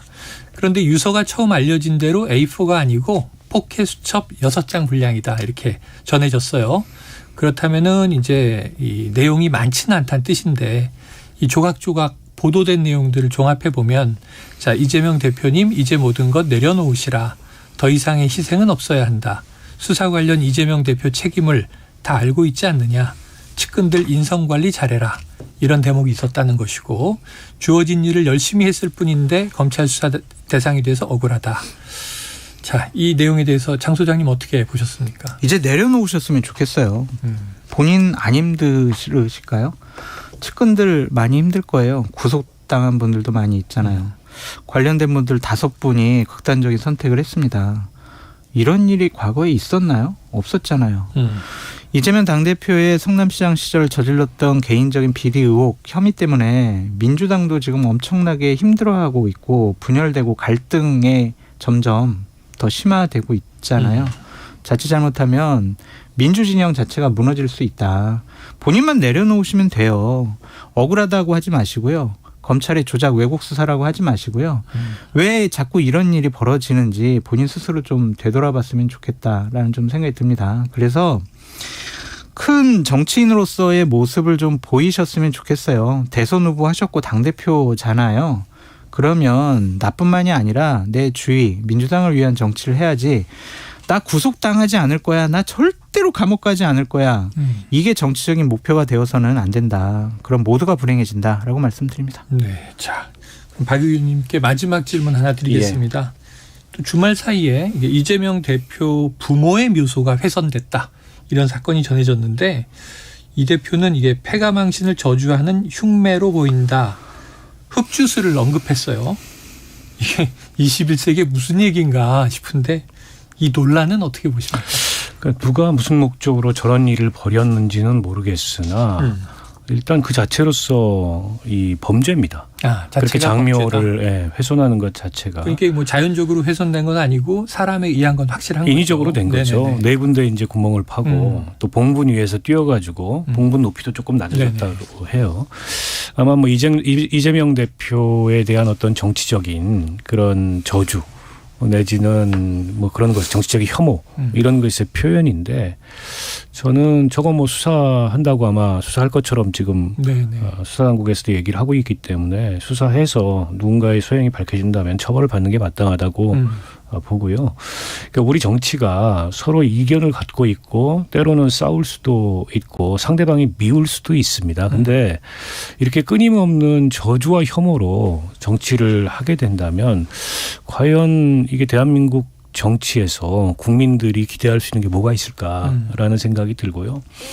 그러니까 정치인들이 스스로 서로를 저주하고 혐오하다 보니까 지지자들까지도 서로를 저주하고 혐오하는 이런 것이 마치 자연스러운 것이냐 일어나고 있지 않습니까? 저는 그런 어떤 현상의 일단이라고 보기 때문에 정치하는 사람들도 좀 깊은 책임감을 좀 느껴야 된다고 보고 상대를 악마화시키고 상대를 비난한다 그래서 내가 정당해지는 게 아니거든요. 내가 옳아지는 것도 아니고. 근데 우리는 이견을 가지면 생각이 다르면 그 자체를 적이라고 생각하는 혹은 그렇게 취급하는 이런 경향이 너무 최근 들어서 강해지는 것 같아요. 옳지 않고요. 저는 이재명 대표가 뭐 지금 사법 리스크도 있고 검찰 수사도 받고 있고 하지만 그럼 이재명 대표가 국민의힘 입장에서는 혹은 보수적인 가치관을 가진 분들 입장에서는 악마고 적이냐. 그건 아니거든요. 그래서 저는 잘못된 모습이라고 봅니다. 알겠습니다. 청취자 5696님 싸우는 건 좋은데 선은 지킵시다. 선은 지켜야 될 것 같습니다. 자, 오늘 일석이조 오늘은 찰석이조로 철석이조 박원석 전 의원 장성철 공론센터 소장과 함께했습니다. 두 분 말씀 고맙습니다. 감사합니다. Splish splash, I was taking a bath long about a Saturday night.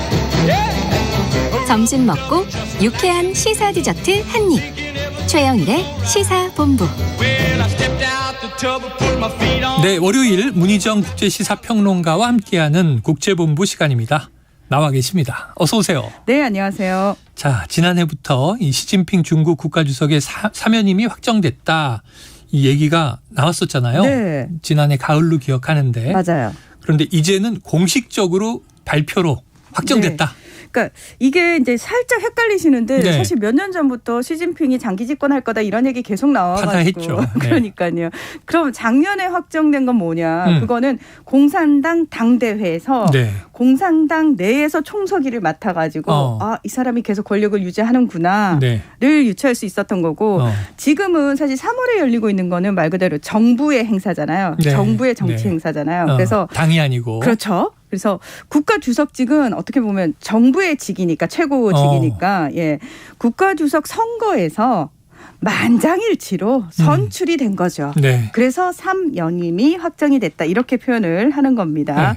네. 그리고 이제 작년에 또 당에서 군사위원회 주석으로도 선출이 됐는데 이번에는 또 정부의 중앙군사위원회 주석으로도 또 선출이 돼서 말 그대로 공산당 그리고 중국 국가 그리고 군을 완전히 장악한 명실상부한 최고 지도자 위치에 올랐습니다. 자, 이렇게 중국의 국가주석이 3연임을 한 거는 1949년 중화인민공화국 신중국 건국 이후 처음입니다. 처음이다. 예. 근데 뭐 시 주석이 2018년에 헌법을 개정해 가면서까지 소위 말해서 10년 단위로 주석이 바뀌는 체제 네네. 자체를 이미 깨놨거든요. 예, 예. 그래서 이 사람이 장기 집권을 준비하고 있구나가 충분히 예측 가능했죠. 자, 그리고 지난해 10월에는 당에서 인정된 거고 그렇죠. 주석으로 이번 양회라고 했는데 전인대 그렇죠. 전국인민대표자 회의. 요거는 정부의 최고 권력기관. 네. 정부의 최고 권력기관이면서 우리나라는 또 국회 역할까지도 함께 하더라고요. 맞습니다. 야, 근데 2,900명이 넘는데 만장일치. 만장일치. 예. 대단합니다. 그래서 사면임이 확정됐다. 자, 이로써 중국에서는 집단 지도 체제가 완전히 사라지고 시 주석의 1인 장기 집권 시대가 열렸다. 이게 맞는 겁니까? 맞습니다. 뭐 작년부터 시진핑 1인 천하 그리고 시진핑 원톱 체제 될 거다 이런 얘기 나왔잖아요. 맞아요.